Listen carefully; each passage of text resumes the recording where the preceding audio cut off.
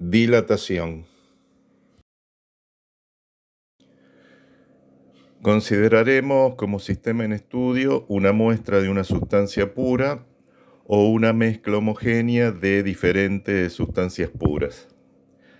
Sabemos que las sustancias se pueden presentar, según las condiciones de presión y temperatura, en uno de tres estados posibles de agregación: sólido, líquido o gaseoso.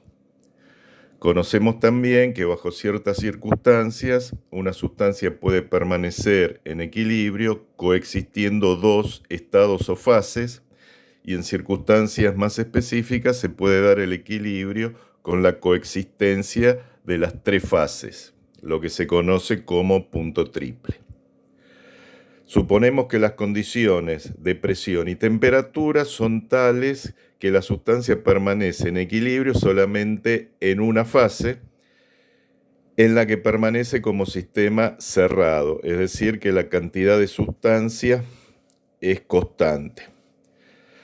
También suponemos que el estado de equilibrio termodinámico se puede caracterizar mediante las variables de estado, presión, volumen y temperatura, vinculadas por una determinada ecuación de estado. Esto último significa que una de las variables de estado se puede obtener en función de las otras dos.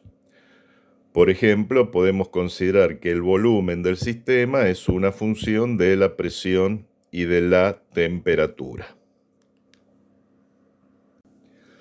Los gases no tienen ni volumen ni forma propia, se adaptan al recipiente que los contiene. Este caso se va a tratar más adelante.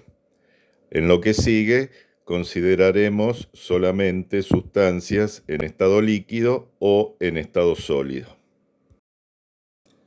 Supongamos que la presión ejercida sobre el sistema se mantiene constante y entonces estudiamos cómo varía el volumen del mismo con el cambio de temperatura. Esto es lo que llamamos dilatación isobárica. En general, es muy difícil conocer una función matemática que nos diga cómo varía el volumen con la temperatura. Entonces, muchas veces se recurre a ciertas aproximaciones. Supongamos que a una temperatura inicial o de referencia T sub 0, el volumen del sistema es V sub 0, y que a una temperatura diferente, T, el volumen es V. Podemos definir delta T, la diferencia de temperaturas, delta V, la variación de volumen, y la variación de volumen dividido el volumen inicial o de referencia es la variación relativa del volumen. Multiplicando ese resultado por 100, tendríamos la variación porcentual del volumen para ese cambio de temperatura. Entonces, se puede definir un coeficiente de dilatación volumétrico medio para ese intervalo de temperaturas como la relación entre la variación relativa del volumen y el cambio en la temperatura. Definido ese coeficiente, podemos escribir que el volumen a la temperatura T es igual al volumen inicial o de referencia por 1 más el coeficiente de dilatación medio por la variación de temperatura. Si bien esa expresión es exacta, no es posible en general conocer ese coeficiente medio para todos los intervalos de temperatura posibles. Podemos definir un coeficiente de dilatación volumétrico a una dada temperatura T como la derivada del volumen respecto a la temperatura sobre el volumen a la temperatura T,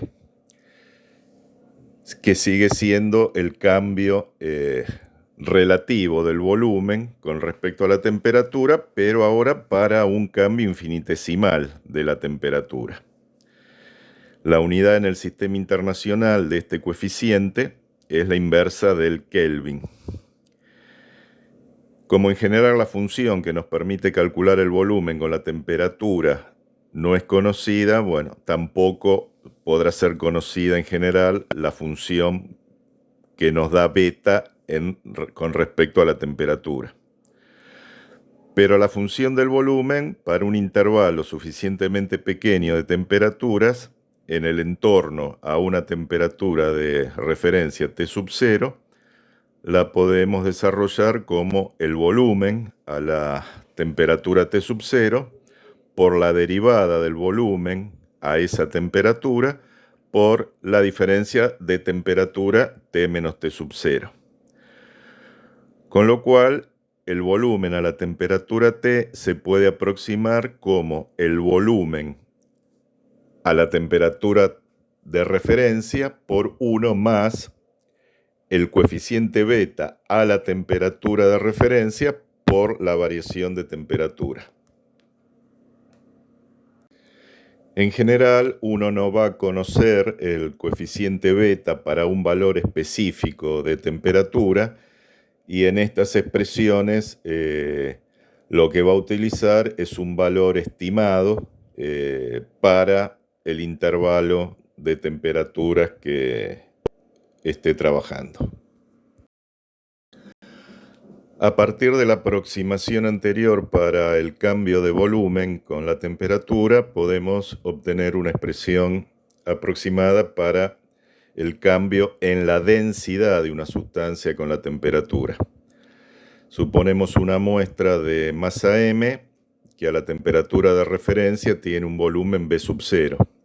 Por lo tanto, a esa temperatura su densidad será M sobre B sub 0. A una nueva temperatura T, la nueva densidad será la misma masa dividido el nuevo volumen. Utilizando la expresión anterior para el volumen, obtenemos que la nueva densidad la podemos aproximar como la densidad a la temperatura de referencia dividido 1 más el coeficiente por la variación de temperatura. En general, cuando aumenta la temperatura, aumenta el volumen del sistema, es decir, que en general el coeficiente de dilatación volumétrico es positivo. Pero hay situaciones donde ese coeficiente es negativo, es decir, al aumentar la temperatura, el volumen disminuye. Eso es lo que sucede, por ejemplo, con el agua en estado líquido entre los 0 Celsius y los 4 Celsius. Al aumentar desde 0 Celsius hacia los 4 Celsius, el volumen del agua disminuye, es decir, su densidad aumenta. Luego, a partir de los 4 Celsius hacia arriba, el coeficiente beta para el agua es positivo y el volumen aumenta al aumentar la temperatura. Los sólidos tienen volumen propio y forma propia. Entonces, a veces es útil conocer alguna fórmula de dilatación no solo para el volumen, sino para alguna de otras características geométricas, por ejemplo, la longitud. Esto es interesante sobre todo cuando uno tiene un sistema donde hay una dimensión geométrica que predomina sobre las otras dos. Siguiendo un análisis similar al anterior, se puede definir un coeficiente de dilatación lineal, alfa, como la variación relativa de la longitud con relación a la temperatura. Eso sería la derivada de la longitud respecto a la temperatura dividido la longitud. Para un intervalo de temperaturas suficientemente pequeños, La longitud a la temperatura T se puede aproximar como la longitud a la temperatura de referencia T sub 0 por 1 más el coeficiente de dilatación lineal por el cambio de temperatura. El valor del coeficiente de dilatación lineal será un estimado o aproximado para el intervalo de temperaturas con que se esté trabajando. Supongamos por simplicidad una muestra de material sólido en forma de paralelepípedo rectangular de dimensiones X y Z. Al cambiar la temperatura variará su volumen y por lo tanto variarán cada una de sus tres dimensiones. Suponemos el caso en que la sustancia sea isótropa, es decir, que sus propiedades no dependen de ninguna dirección en el espacio. Dicho de otra manera, suponemos que la sustancia dilata de la misma forma en las tres direcciones.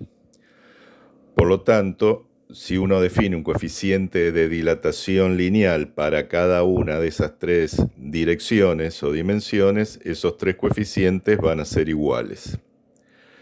Como el volumen es el producto de X y Z de las tres dimensiones, diferenciando el volumen, llegamos a la conclusión que el cambio diferencial en el volumen se puede escribir como 3 veces el volumen por el coeficiente de dilatación lineal por el cambio de infinitesimal en la temperatura, de donde resulta que el coeficiente de dilatación volumétrico es igual a 3 veces el coeficiente de dilatación lineal.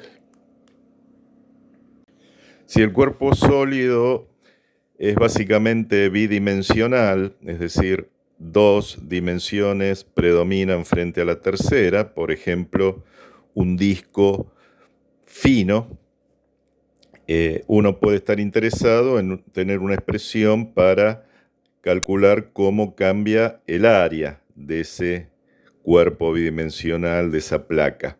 O podría estar uno interesado para el paralelepípedo anterior, cómo cambia el área de alguna de sus caras.